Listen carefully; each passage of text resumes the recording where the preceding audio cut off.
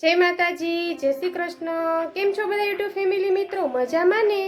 मजामां जशो तो हूँ मारी चेनल लईने आवी छुं सोरठनी अन्नपूर्णा किचन, जेमां तमारुं हार्दिक स्वागत छे। तो आजे हूँ तमने एवी रेसिपी बताववानी छुं झड़पथी बनी जाय तेवी मकाईनी रेसिपी, એટલે એક સાથે 3 રેસીપી बताववानी छुं एक ज विडियोमां। तो આપણે મકાઈને શેકીને કઈ રીતે બનાવી, મકાઈની ભેળ કઈ રીતે બનાવી અને મકાઈને ચીઝવાળી કઈ રીતે બનાવી, તો ચાલો છેક સુધી વિડીયોમાં તમે રહેજો, તમને ત્રણેય મકાઈની રેસીપી આજે અમે બતાવશું। જોઈએ આપણે એક મકાઈ લીધી છે ને, એને હવે આપણે બાફવા નાખવાની છે। કઈ રીતે તમે આખી પ્રોસેસ જોજો। આપણે ભૂખ લાગી હોય બપોર પછી તો પણ લઈ શકાય છે ને સાંજે જમીને પણ જો આપણે આ નાસ્તો લેવો હોય તો લઈ શકાય છે, પણ કઈ રીતે બનાવીને ખાસ જોજો, તમને બહુ જ મજા આવશે, એકદમ ચટાકેદાર। આપણે એક મકાઈ લઈ લીધી છે, મકાઈને બાફવાની પ્રોસેસ જોઈએ। એક મકાઈ આપણે એક કુકરમાં આખી સમાય નહીં તે માટે આપણે એને 2 પીસ કરીએ છીએ। આ રીતે જો 2 પીસ થઈ ગયા પછી આપણે એને કુકરમાં એડ કરીએ છીએ। ત્યાર પછી આપણે એમાં જો આ રીતે પાણી એડ કરીએ છીએ। મકાઈ ડૂબી જાય એટલું પાણી આપણે નાખવાનું છે। ત્યાર પછી આપણે એમાં નિમક એડ કરવાનું છે। નિમક એડ કરવાનું છે, પણ પહેલા આપણે ધ્યાન રાખવાનું છે કે આપણે પછી એની ડીશ બનાવીને ત્યારે તમારે યાદ રાખવાનું કે નિમક કેટલું નાખ્યું છે ને તે।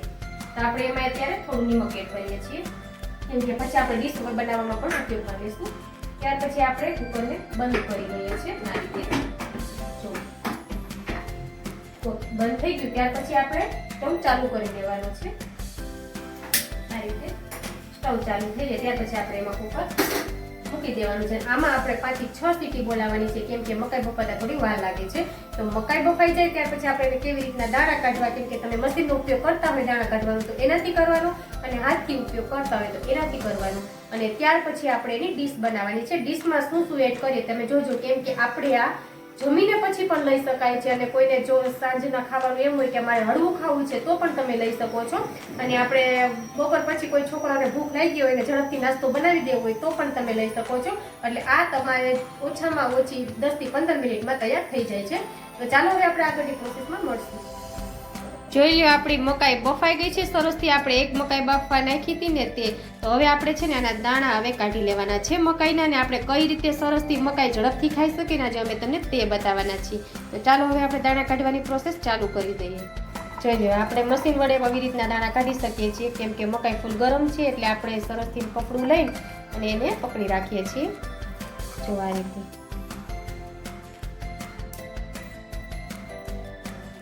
સરસથી આપણે આ રીતના ઝડપથી દાણા નીકળી જાય છે, અને આપણે નાસ્તો સાંજે પણ ખાઈ શકીએ છીએ, કેમ કે આમાં અમે શું શું એડ કરીએ ને તો તમે જોજો। એકદમ સરસથી મકાઈની ડીશ આપણે તૈયાર કરીએ છીએ। અત્યારે બાફેલી મકાઈની ડીશ તૈયાર કરીએ છીએ, એ પણ આપણે 10 મિનિટમાં તૈયાર। જો એ રીતના આપણે દાણા બધા કાઢી લઈએ। ચાલો હવે એક મકાઈના જોઈ લો આપણે સરસથી દાણા કાઢી લીધા છે। હવે આપણે આમાં શું શું એડ કરવાનું ને તે તમે ખાસ જોજો। જોઈ લો આપણે મકાઈ બફાઈ ગઈ છે ને, આવી રીતના આપણે એટલું તેલ મૂક્યું છે કડાઈમાં, અને ત્યાર પછી આપણે મરચાંની કટકી એમાં નાખવાની છે। અને જોઈ લો આપણે શું શું એડ કરીએ ને તે આપણે મકાઈના દાણા નીકળી ગયા છે, એક રકાબીમાં એડ કરી દીધા છે। ત્યાર પછી એમાં આપણે લાલ મરચું પાવડર એડ કર્યું છે। ત્યાર પછી એમાં આપણે હળદર એડ કરી છે। થોડું તીખું તમતમતું ખાવું હોય તો આપણે વધારે નાખી શકીએ છીએ। ત્યાર પછી આપણું તેલ ગરમ થાય છે ને તેમાં આપણે હવે ઉમેરવાનું છે, અને મરચાંની કટકી જો આપણે આટલી થઈ ગઈ છે, અને આ રીતે આપણે હવે એમાં ઉમેરવાનું છે। ત્યાર પછી ઉપર ધાણા ભાજી આપણે ઉમેરવાની છે। આપણે ઝડપથી નાસ્તો બને ને આજે અમે તમને એવી રેસીપી મકાઈની બનાવીએ છીએ। જો આપણે આમાં નિમક એડ કર્યું છે એ સ્વાદ અનુસાર, જો બાફવામાં નાખ્યું હોય ને તો તમારે એ પ્રમાણે એડ કરવાનું છે। જોઈએ આપણું તેલ ગરમ થઈ ગયું છે। ત્યાર પછી એમાં આપણે જે એક મરચાંની કટકી કરી હતી ને તે એડ કરી છે આ રીતે। ત્યાર પછી આપણે એને તેલમાં હલાવી નાખવાનું છે એકદમ। ત્યાર પછી આપણે જે મકાઈના બાફેલા દાણા છે તેમાં એડ કર્યું છે, લાલ મરચું પાવડર, નિમક, હળદર તે બધું એડ કર્યું છે। તેને આવી રીતના આપણે મિક્સ કરી દેવાનું છે ચાલુ સ્ટવ પર। આપણે સેજ અમથું પાણી નાખ્યું છે એટલે આપણે મકાઈનો મસાલો એ કોઈ બળે નહીં તે માટે। ત્યાર પછી આપણે એમાં લીંબુનો રસ ઉમેરવાનો છે 1 ચમચી જેટલો। તમારે જો કોઈને વધારે ખાટું ખાવું હોય તો વધારે એડ કરી શકો છો। અત્યારે આપણે જો 1 ચમચી જેટલો લીંબુનો રસ એડ કર્યો છે। તો સરસથી એકદમ આપણે ચડવા દેવાની છે। ત્યાર પછી આપણે તેની પર ધાણા ભાજી એડ કરવાની છે આ રીતે। આના પછી આપણે આ તૈયાર થઈ જાય ત્યાર પછી આપણે એમાં ચવાણું હોય ને તે એડ કરીને સરસથી ડીશ બનાવવાની છે મકાઈની. તો સરસ આપણે અત્યારે ચડી ગયા છે, વઘાર થઈ ગયો છે મકાઈનો.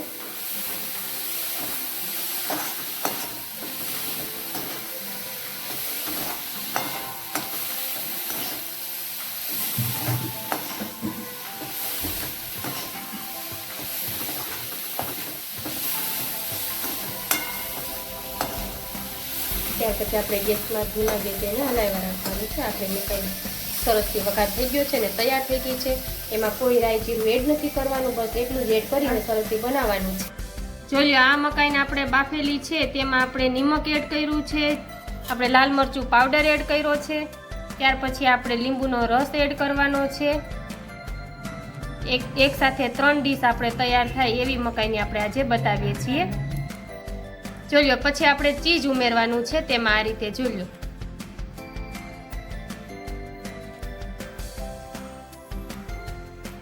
ત્યાર પછી બધું મિક્સ કરી દેવાનું છે.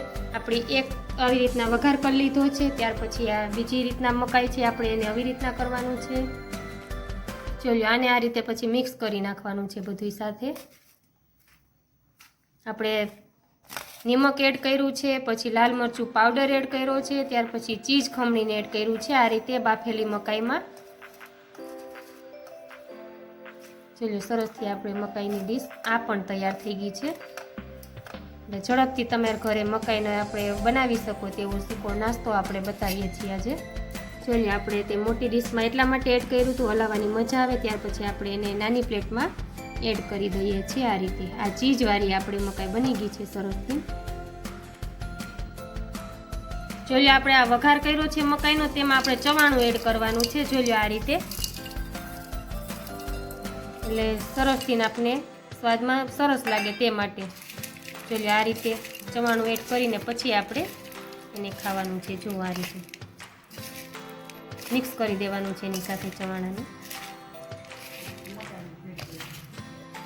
આપણે આને કહેવાય છે મકાઈની ભેળ પણ કહી શકાય છે, મકાઈની પ્લેટ પણ કહી શકાય છે, એકદમ સરસથી સૂકો મકાઈનો નાસ્તો કે પણ કહી શકાય છે. જોઈ લો, અને મકાઈની ભેળ જ કહેવાય છે એક બાને. તો સરસથી મિક્સ થઈ ગયું છે. હવે જોઈ લો, આપણે સરસથી મકાઈની ભેળ તૈયાર થઈ ગઈ છે. જોઈ લો, આપણે બાફેલી મકાઈને આપણે શું એડ કર્યું તે તમે જોઈ લીધું છે. આપણે એકદમ સરસથી અને જલ્દીથી બની જાય એવી 5 થી 10 મિનિટમાં સરસથી આ ડીશ તૈયાર થઈ જાય છે. તો તમે જરૂરથી નાસ્તો આ કરજો અને મારી રેસીપી જોઈને બનાવજો, તમને બધાને મજા આવશે, સ્વાદિષ્ટ બને તે માટે. જોઈ લો, તો આપણે આ ચીઝવાળી મકાઈ આપણી તૈયાર થઈ ગઈ છે. એમાં આપણે શું એડ કર્યું એ પણ તમે જોયું છે. આ પણ આપણે જલ્દીથી પ્લેટ તૈયાર થઈ જાય છે, તે માટે આ પણ તમે બનાવજો. એકદમ સરસથી તમને ખાવાની બહુ જ મજા આવશે. એટલે અમારી રેસીપી જોઈને બનાવજો. અને જો આવી અવનવા નાસ્તા અને કોઈ અવનવી રેસીપી જોવા માટે મારી ચેનલ સોરઠની અન્નપૂર્ણા કિચનને તમે ઝડપથી સબસ્ક્રાઈબ કરજો અને બેલ આઇકન દબાવજો, જેથી તમને રોજે રોજ મારી રેસીપી નવી જોવા મળે. જો આપણી આ છે હવે શેકેલી મકાઈ. શેકેલી મકાઈને જો આપણે હવે છે ને ગેસ પર શેકીએ છીએ આ રીતે. એકદમ શેકાવા દેવાની છે. એકદમ સરસથી એની ઉપર આપણે કયો લગાડીએ છીએ ને તમે જરૂરથી જોજો, આ મજા આવશે. આપણે બાળકો એમ કે એમ ભૂખ લાગી અને આપણે 5 મિનિટમાં સરસથી તૈયાર થઈ જાય એવી મકાઈ આપણે આજે બનાવ્યા છે ને એકદમ ચટપટી. જો આપણી મકાઈ બફાય છે, શેકાય છે.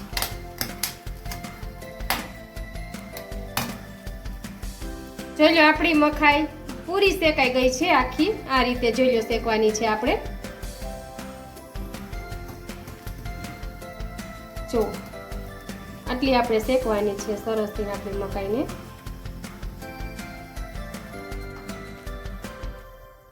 જો આપણે શેકાઈ જાય ને ત્યાર પછી આપણે લીંબુને આ રીતે ઘસવાનું છે મકાઈમાં. શેકેલી મકાઈનું છે. અમે તમને ઓલી મકાઈ પણ બતાવી છે, બાફેલી ચીઝ મકાઈ પણ બતાવી છે, અને આ છે આપણી શેકેલી મકાઈ. એક સાથે આપણે 3 મકાઈ.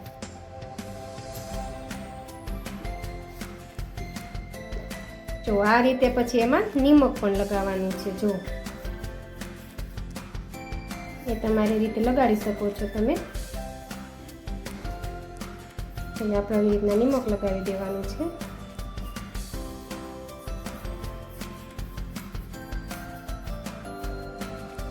ત્યાર પછી જોઈ લો, આપણે લાલ મરચું પાવડર હોય ને તે લગાવવાનું. જો બાળકો ન ખાતા હોય તો તમે ન લગાડો તો પણ ચાલે, અને આપણે ખાવી હોય ને તો આપણે આવી રીતના એકદમ સરસથી તીખું તમતમતું ખાવાનું મન થાય મકાઈ તો આપણે આ રીતે ખાઈ શકીએ છીએ સરસથી. જો આપણે એમાં લીંબુ લગાડ્યું છે, ત્યાર પછી નિમક લગાડ્યું છે, અને ત્યાર પછી આપણે લાલ મરચું પાવડર લગાડ્યું છે આ રીતે. તો સરસથી આપણી એકદમ સરસથી મકાઈ બની જાય છે. આ જો ત્યાર પછી આપણે નિમક પાછું લગાવી દઈએ એટલે બધો મસાલો તેમાં એડ થઈ જાય. આપણે લીંબુ લગાડી દઈએ ને ઉપર એટલે. જોઈ લો તો આપણી એકદમ શેકેલી મકાઈ જોવો તૈયાર થઈ ગઈ છે. આપણે કઈ રીતે શેકી છે એટલી આપણે શેકવાની છે આવી રીતે. અને ત્યાર પછી આપણે લીંબુ લગાડવાનું છે, આપણે ફાડું કરીને તેની પર ઘસવાનું છે એટલે એમાં એનો રસ ઉતરી જાય એટલે એકદમ ખાટી મીઠી થાય. ત્યાર પછી આપણે નિમક લગાવવાનું છે, અને ત્યાર પછી આપણે એમાં લાલ મરચું પાવડર લગાડવાનું છે એટલે એકદમ સરસથી જોઈ લો આપણી મકાઈ તૈયાર થઈ ગઈ છે. અને 5 મિનિટમાં તૈયાર થઈ જાય એવું સરસથી તીખું તમતમતું આપણે ઘરે બનાવી શકીએ છીએ. જોઈ લો મકાઈ.